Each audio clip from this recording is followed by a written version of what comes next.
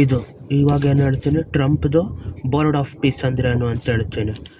ಟ್ರಂಪ್ದು board of piece ಅಂದ್ರೆ ಏನು ಅಂದರೆ, ವಿಶ್ವಸಂಸ್ಥೆ ಥರನೇ ಅವನೇ ಒಂದು ಹೊಸದು ಬೋರ್ಡ್ ಥರ ಮಾಡವನೆ, ಶಾಂತಿ ಮಂಡಳಿ ಅಂತ. ಅದರಲ್ಲಿ ಏನಾಗೈತೆ, ನಮ್ಮ ದೇಶ ಪೂರ್ತಿ ಮೆಂಬರ್ ಆಗಿಲ್ಲ, ಸುಮ್ಮನೆ ವೀಕ್ಷಕ ರಾಷ್ಟ್ರ ಅಂತ ಆಗೈತೆ, ಹಂಗಂದ್ರೆ ಗೆಸ್ಟ್ ನೇಷನ್ ಅಂತ ಆಗೈತೆ. ಇದು ಎಲ್ಲಿ ನಡೀತು ಅಂದರೆ ಫಂಕ್ಷನ್ನು ವಾಷಿಂಗ್ಟನ್ DC ಐತಲ್ಲ, ಅಮೇರಿಕದ ರಾಜಧಾನಿ, ಅಲ್ಲಿ ಅವಂದ Donald J. Trump institute of piece, ಅವನ ಹೆಸರುದ ಇನ್ಸ್ಟಿಟ್ಯೂಟ್ ಆಫ್ ಪೀಸ್ ಅಂತ ಮಾಡಿಬಿಟ್ಟು ಅಲ್ಲಿ ಸಭೆ ನಡೆಸವ್ರೆ.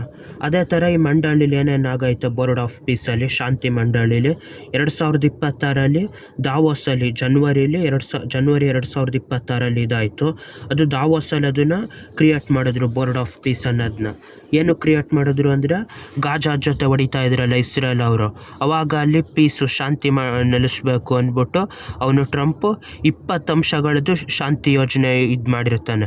20 ಪಾಯಿಂಟ್ಗಳದ್ದು 20 ಏನೇನು ಅಂಶಗಳಿರ್ತದೆ ಅದರಲ್ಲಿ ಗಾಜಾದಲ್ಲಿ ಕಡಿಮೆ ಇದು ಮಾಡೋದು, ಹಮಾಸ್ನ ಪೂರ್ತಿ ಇಲ್ದಂಗೆ ಮಾಡೋದು, ಅದನ್ನು ಮತ್ತೆ ಬಿಲ್ಡ್ ಮಾಡೋದೆಲ್ಲ ಪ್ಲ್ಯಾನ್ ಮಾಡಿರ್ತಾನೆ.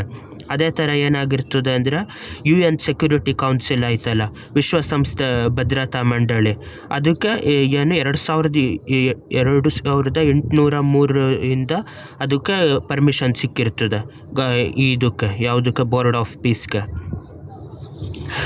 ಆಮೇಲೆ ಇದು ಏನು ಅಂದರೆ, ಇಸ್ರೇಲ್ ಹಮಾಸ್ದು ಮಾಮೂಲಿ ಕದನ ವಿರಾಮ ಏರ್ಪಡೋದು ಆಯ್ತದೆ, ಇಸ್ರೇಲ್ ಅವ್ರು ಹೊಡೆಯೋದು ನಿಲ್ಲಿಸ್ತಾರೆ ಇದಾದ ತಕ್ಷಣ. ಆಮೇಲೆ ಇದಕ್ಕೆ ಬೇರೆ ಬೇರೆ ದೇಶದಿಂದ $1 ಬಿಲಿಯನ್, ಆಮೇಲೆ ಬೇರೆ ಬೇರೆ ಫಂಡ್ಗಳಿಂದೆಲ್ಲ ಸೇರಿ $70 ಬಿಲಿಯನ್ ಅದಕ್ಕೆ ಕಲೆಕ್ಟ್ ಮಾಡವ್ರೆ. ಇವಾಗ $70 ಬಿಲಿಯನ್ ಖರ್ಚು ಮಾಡಿಬಿಟ್ಟು ಇಡೀ ಗಾಜಾನ ಹೊಸ್ದಾಗಿ ಸೂಪರ್ ಸಿಟಿ ಥರ ಮಾಡವ್ರೆ.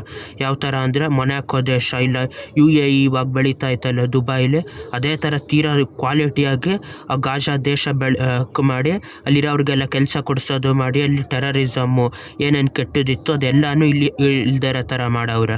ಅದರಲ್ಲಿ ಏನೇನು ಅಂದರೆ, ಮಾನವೀಯ ನೆರವು, ಅವ್ರಿಗೊಂಚೂರು ಊಟದ ಇದು ಕೊಡೋದು, ಹಮಾಸ್ನೆಲ್ಲ ಪೂರ್ತಿ ಹೊಡೆದಾಕೋದು, ಆಮೇಲೆ ಇಸ್ರೇಲ್ ಅವರು ವಾಪಸ್ ಹೋಗೋ ಥರ ಮಾಡೋದು.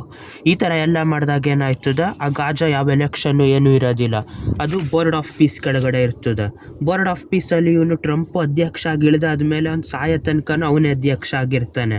ಅಲ್ಲಿಗೆ ಒಂದು ಇಂಡೈರೆಕ್ಟ್ ಆಗಿ ಇಲ್ಲ ಒಂದು ಅರ್ಥದಲ್ಲಿ ಗಾಜಾ ಪೂರ್ತಿ ಕಂಟ್ರೋಲು ಇವನು ಅಮೇರಿಕದ ಅಧ್ಯಕ್ಷ ಇಳಿದಾದ್ಮೇಲೂ ಕೊನೆ ತನಕ ಇವನ ಕೈಲಿರ್ತದೆ. ಬಾಯ್.